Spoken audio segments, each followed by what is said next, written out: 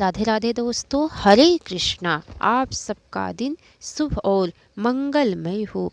आज फाल्गुन मास के शुक्ल पक्ष की द्वितीया तिथि है और आज मैं आप सबको भगवान भोलेनाथ से जुड़ी हुई फाल्गुन मास की कथा सुनाने जा रही हूँ। अगर अच्छी लगे तो लाइक करके कमेंट बॉक्स में ज़रूर बताइएगा। तो चलिए आप सबको फाल्गुन मास की कथा सुनाती हूँ।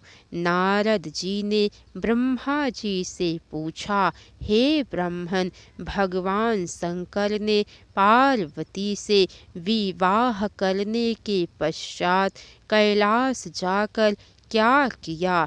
उन परमात्मा शिव को किस प्रकार पुत्र उत्पन्न हुआ? तारकासुर वध किस प्रकार हुआ? ब्रह्मा जी ने कहा, शिव जी के कैलाश पहुँचते ही वहाँ महान उत्सव होने लगा। सब देवगण प्रसन्न होकर अपने अपने स्थान को चले गए।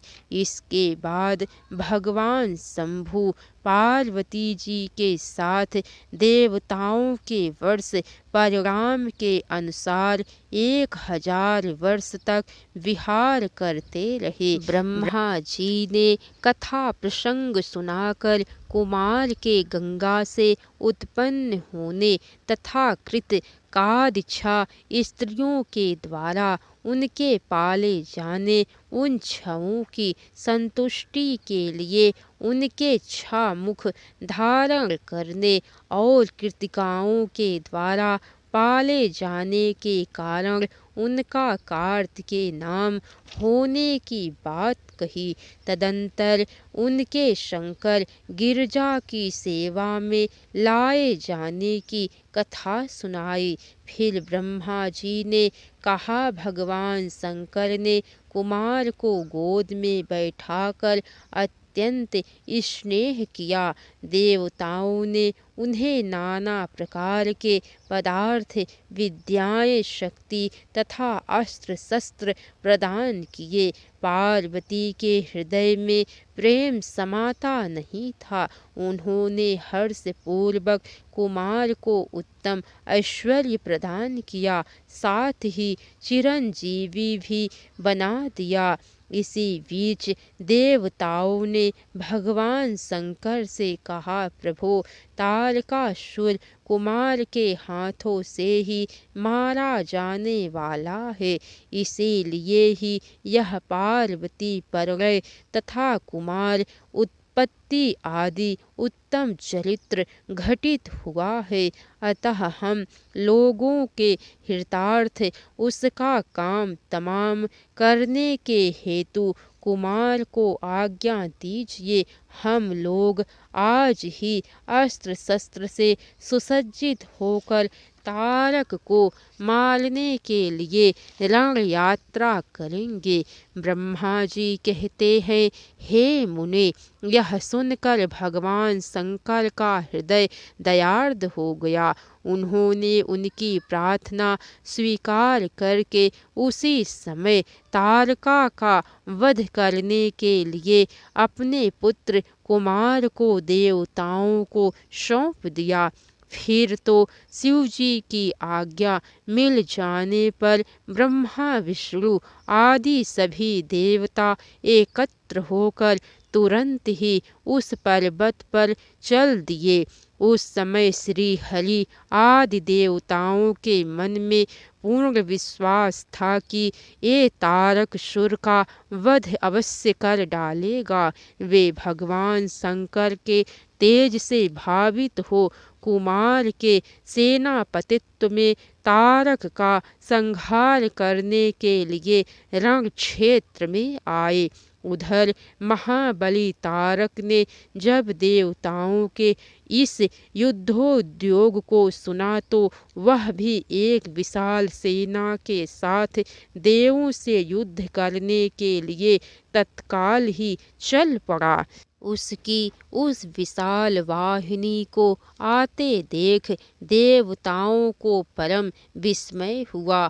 उसी समय भगवान विष्णु आदि संपूर्ण देवताओं के प्रति आकाशवाणी हुई। देवगण, तुम लोग जो कुमार के अधिनायकत्व में युद्ध करने के लिए उद्धत हुए हो, इससे तुम संग्राम में दैत्यों को जीतकर विजयी होंगे। ब्रह्मा जी कहते हैं, हे मुने, उस आकाशवाणी को सुनकर सभी देवताओं का उत्साह बढ़ गया। उनकी युद्ध कामना बलवती हो गई और वे सब युद्ध के लिए आ डटे। इधर बहुसंख्यक असुरों से घिरा हुआ वह तारक भी बहुत बड़ी सेना के साथ वहां आ धमका। भयंकर युद्ध होने लगा। भगवान श्री हरि ने अपने आयुध सुदर्शन चक्र और सारंग धनुष को लेकर युद्ध स्थल में महादैत्य तारक पर आक्रमण किया। तदंतर सबके देखते देखते श्री हरि और तारकासुर में अत्यंत रोमांचकारी महायुद्ध छिड़ गया। तब ब्रह्मा जी ने स्वामी कार्तिकेय से कहा, हे पार्वती सुत विष्णु और तारकासुर का यह व्यर्थ युद्ध शोभा नहीं दे रहा है, क्योंकि विष्णु के हाथों से इस तारक की मृत्यु नहीं होगी। यह मुझसे वरदान पाकर अत्यंत बलवान हो गया है। हे पार्वती नंदन, तुम्हारे अतिरिक्त इस पापी को दूसरा कोई नहीं मार सकता। तुम शीघ्र ही उस दैत्य का वध करने के लिए तैयार हो जाओ। तारका का संहार करने के निमित्त ही तुम शंकर से उत्पन्न हुए हो। ब्रह्मा जी का यह वचन सुनकर कुमार कार्तिकेय ने प्रसन्नता पूर्वक तथा आस्तु ऐसा ही होगा तथा वे युद्ध के लिए तत्पर हो गए। कुमार कार्तिकेय के साथ तारकासुर का भयंकर युद्ध होने लगा। सबके देखते देखते कुमार के आघात से तारकासुर सहसा धराशायी हो गया और उसके प्राण पखेरु उड़ गए। महाबली दैत्यराज तारक के मारे जाने पर सभी देवता आनंद मग्न हो गए। उस समय भगवान शंकर भी कार्तिकेय की विजय का समाचार पाकर पार्वती के साथ प्रसन्नता पूर्वक वहां पधारे। स्नेह से युक्त पार्वती जी परम प्रेम पूर्वक अपने पुत्र कुमार को अपनी गोद में लेकर लाड प्यार करने लगी। उस समय वहां एक महान विजय उत्सव मनाया गया। देवताओं ने पुष्प वर्षा की। तत्पश्चात भगवान रुद्र जगत जननी भवानी के साथ अपने निवास स्थान कैलाश पर्वत को चले गए।